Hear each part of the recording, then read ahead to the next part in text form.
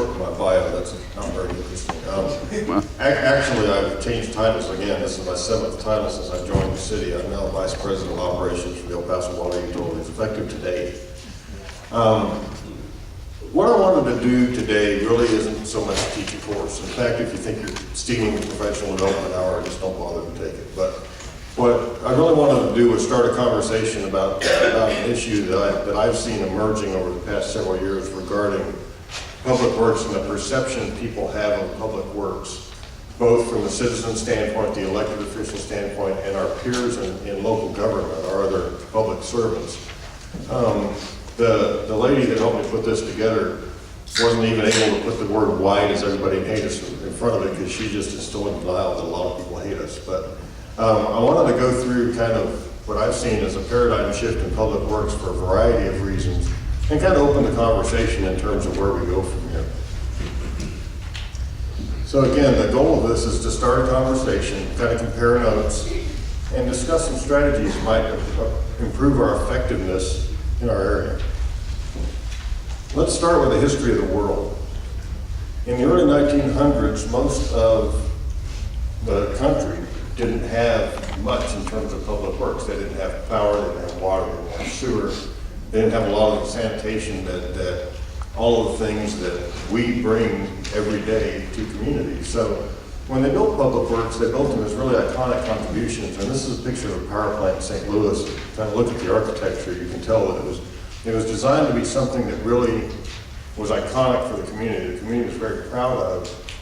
That was something that brought something new. Here's a water tank in Arlington, Massachusetts, built to look like a structure in Greece. And again, the whole idea of that was, this is something new and fantastic and proud. It's brought sanitation to our community. It's brought utilities to homes that didn't have them. This is something we want to look at and want to embrace.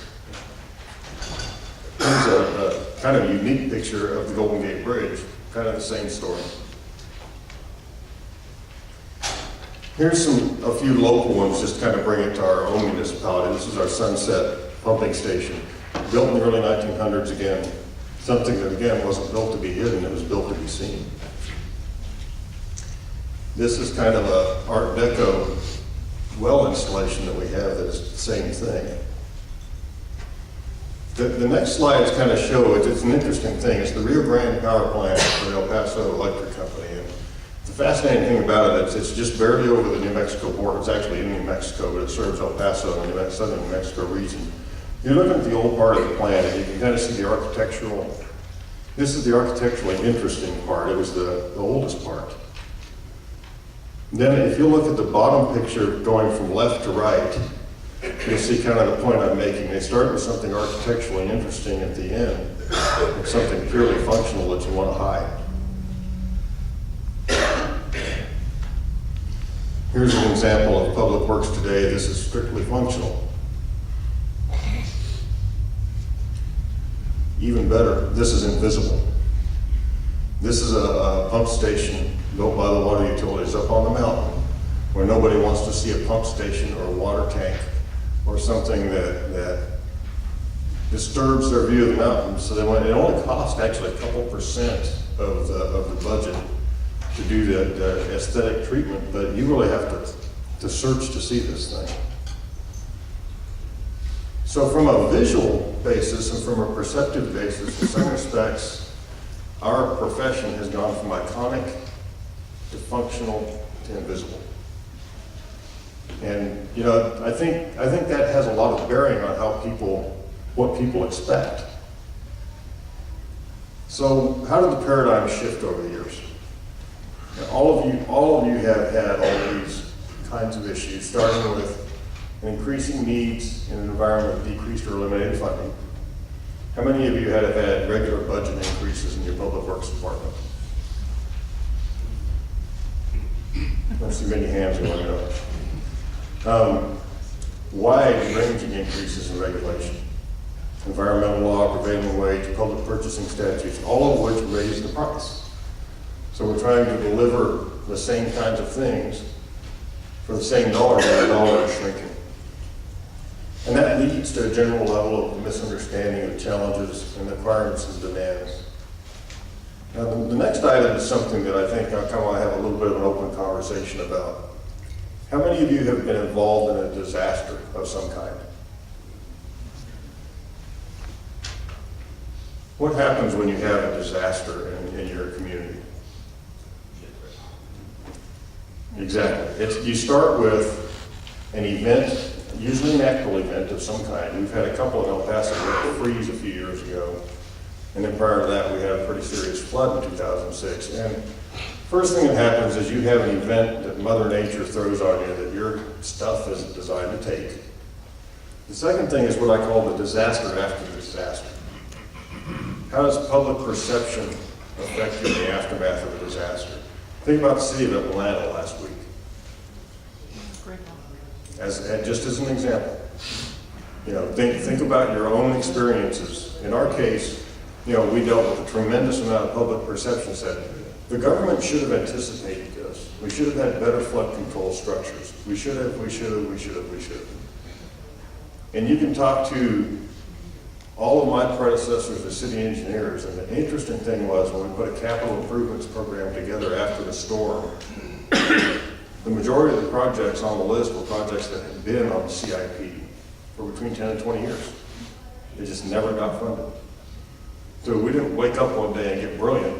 This is just the public will and the political will to do the public works things that you need to do to avoid that. So really two things happen. One is, the first thing you do is you suffer a public relations nightmare.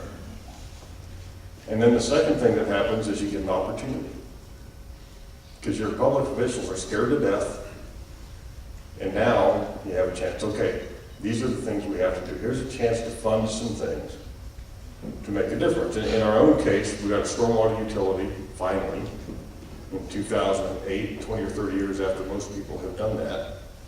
We got some really serious work done that needed to be done from a stormwater flood prevention standpoint. But where did that leave us with the public? What's the perception? They don't see it, so they look at it as a waste of money. Exactly. Until the next flood where something else floods, and then what happens? Why didn't you use your money to take care of this problem? Why didn't you fix that? Why didn't you fix that? How many of y'all have faced this? It's a real interesting issue. So, one general question is, do you think public works in general has lost its stature? And then what factors may have impacted a perceived lack of esteem? What got us where we are?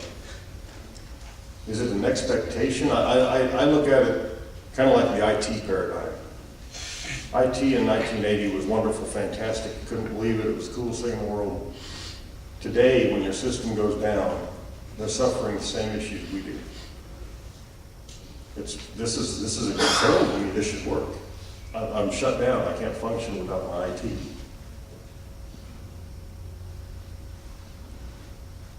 Here's an issue that I think creates part of the issue.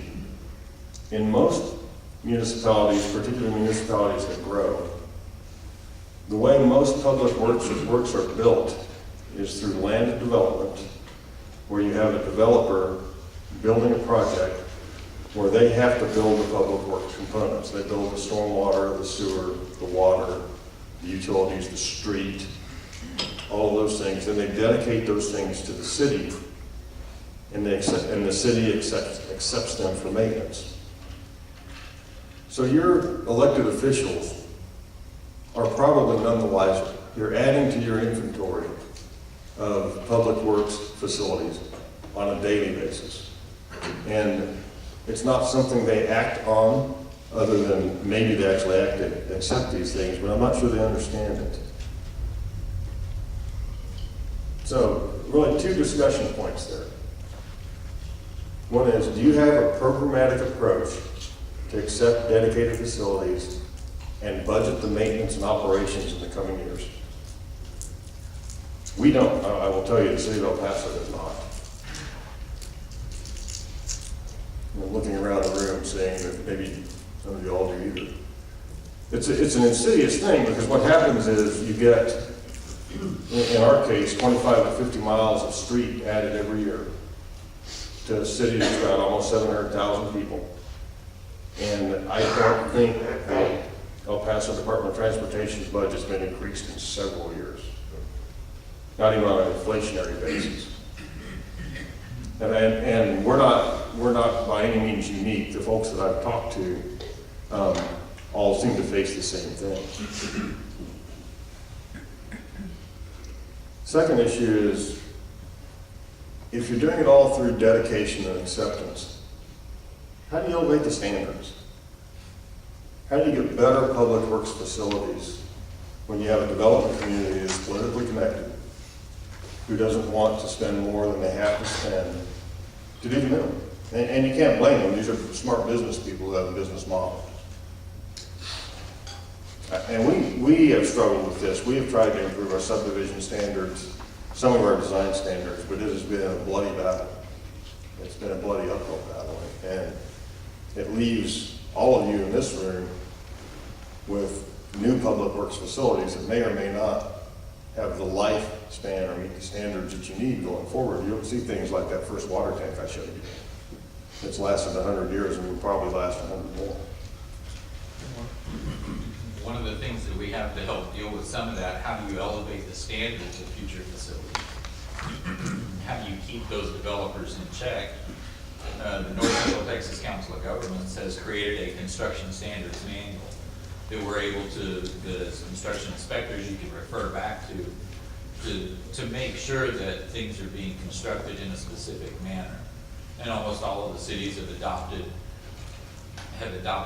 that document with amendments, which means none of us really adopted the whole thing, but we use it as our fallback.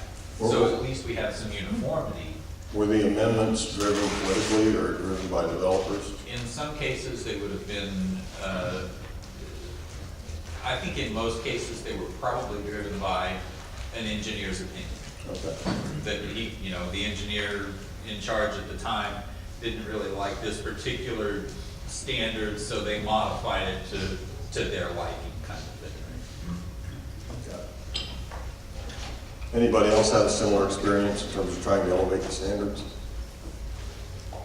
I know we've had one. We struggled just to get a drainage design manual in place after the storm, and the way we finally successfully got it is we co-opted the developers' engineers into helping us write it. And these are professionals with a sense of duty too, and we wound up in a better place. Not in a perfect place, but in a better place.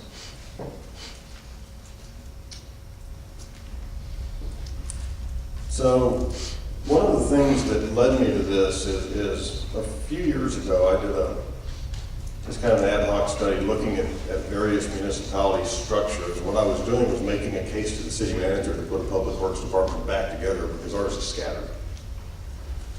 And I found that some places are and some places aren't. They're disbanding their public works departments in favor of something that is cooler, slicker, more, whatever based. And so in our city, our public works functions don't answer to the same deputy city manager, and it creates a real difficulty in terms of trying to work together.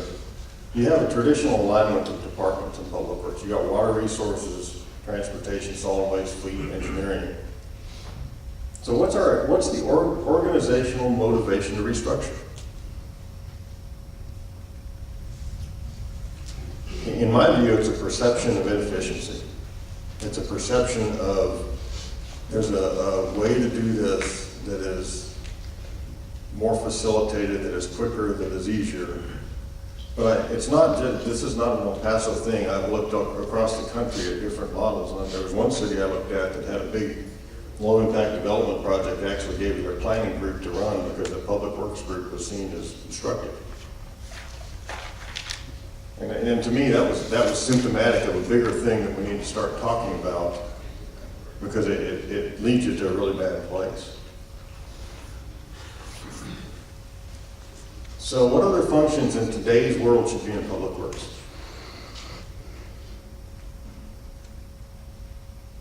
And where I'm leading you to is the second question.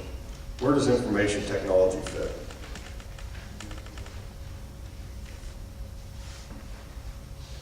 Now, I've heard conversations about IT really being a public works department. It's a utility. It's something that has become a public safety issue. Where when your IT systems don't work, your public safety agencies don't work and your public works agencies don't work.